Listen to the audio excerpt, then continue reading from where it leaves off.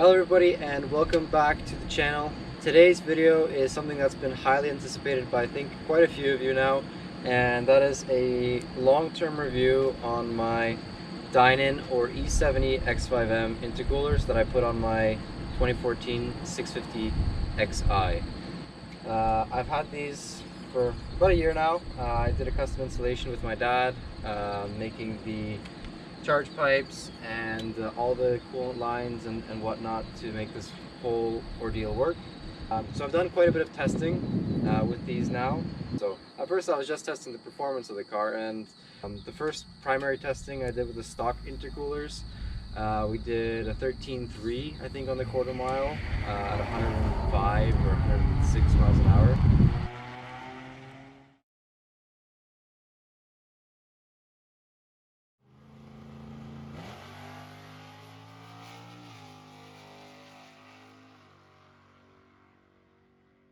Afterwards, I did another test on the car. I took it back to the my local racetrack, and it was a bit of a cooler day. I think it was around 20 degrees that day, and it was an evening as well, which also helps. Our time went down to a 13.15 at 107 or 108 miles an hour. So slight pickup in time and trap speeds.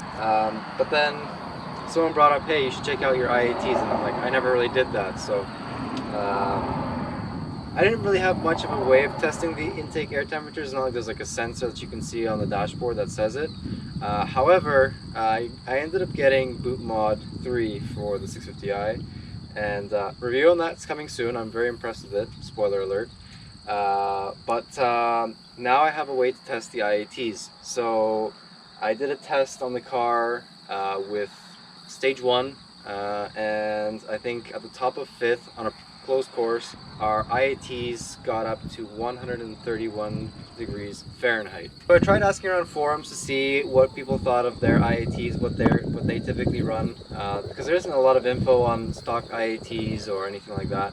I did a comparison with one person. They had top of 4th gear boot mod as well on their Xi TU powered car. They were doing 140 Fahrenheit at the top of 4th, and we had 131 at the top of 5th. And then also there is a test done by one person online. He had a 550 Xi 2014. So also a TU motor, but with stock intercoolers and stock software. He managed to do it 140-ish at the top of 5th. Totally stock at around 28 degrees Celsius ambient temperature.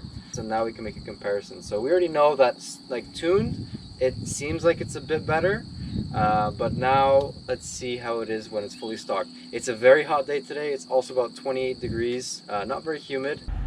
AC's running, we're on a closed course in Sport Plus, ambient temperature 27, and we're going to be recording the screen right here to show you all the temperatures that we got.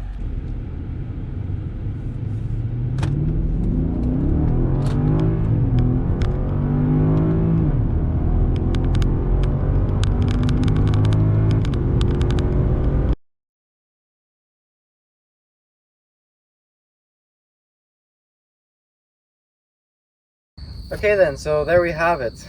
There is a slight improvement with the intake air temperatures and performance of the vehicle as a result of these air-to-water intercoolers. The improvement, like I said, is marginal. It kind of begs the question, is this really worth it? Is this upgrade something that you should consider? A much better upgrade, in my opinion, would be just to do methanol injection. It basically nets you a much flatter IAT temperature. Here you sort of, as you start, kind of dips the IATs, but as the coolant temperature starts to heat up and the heat exchanger can't keep up, your intake temperatures start to rise again. So the differences with methanol is there's no coolant that's getting heated up. The methanol just keeps on getting injected, and it's at a constant temperature in the trunk, nice and cool.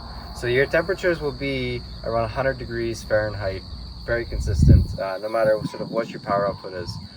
It's also less likely to knock, and you also have the added benefit of cleaning out the intake ports of carbon. Problem is there's not a lot of space for a system like that in the 6 Series, at least mounted discreetly. If you just want to mount it inside your trunk and have it always sort of out in the open, then I guess that's not really a problem. But I like sort of clean installation. So the other thing is, these intercoolers, they look very cool. They're sort of bragging rights, so to speak. Everyone looks at them and they say, wow, that looks pretty. And I agree, I think it looks very beautiful. Now, the other discussion with this sort of setup, trying to lower your intake air temperatures, is the heat exchanger itself that's mounted in front of your radiator. There is an upgrade available from N63intake.com. It is a thicker heat exchanger. They want $1,800 for the thing. And at that price point, I'm not sure it's really worth it, but I will investigate, see if there's something that I could do for a lot cheaper that would lower the intake air temperatures further without doing methanol. There's a lot of other upgrades that you could do from the M5, M6s of the time.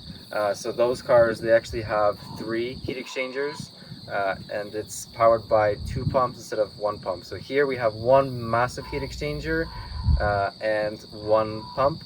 On the M5 you got the massive one, 2 pumps, and 2 auxiliary coolers on the side. Is that something that's feasible? I have to look into that. Is that something that's going to make your temperatures significantly lower? Again, I don't know. But a lot of people seem to comment on that, and I do agree that it probably would make the temperatures lower. If you're looking for something crazy out of this world for, you know, big money, and you don't mind spending the big money, honestly, just go with a tune. Like, just tune the car. This is not really a massive improvement in terms of performance and all that stuff. This is only for those people that you know, really want that last 20% improvement, and you've already tuned the car and you're just looking for that little bit extra, and you're noticing that your IATs are kind of high. This is not a bad upgrade at all. Difficult to do, and you know, you really gotta love the car to go through the work that it takes to put this all together.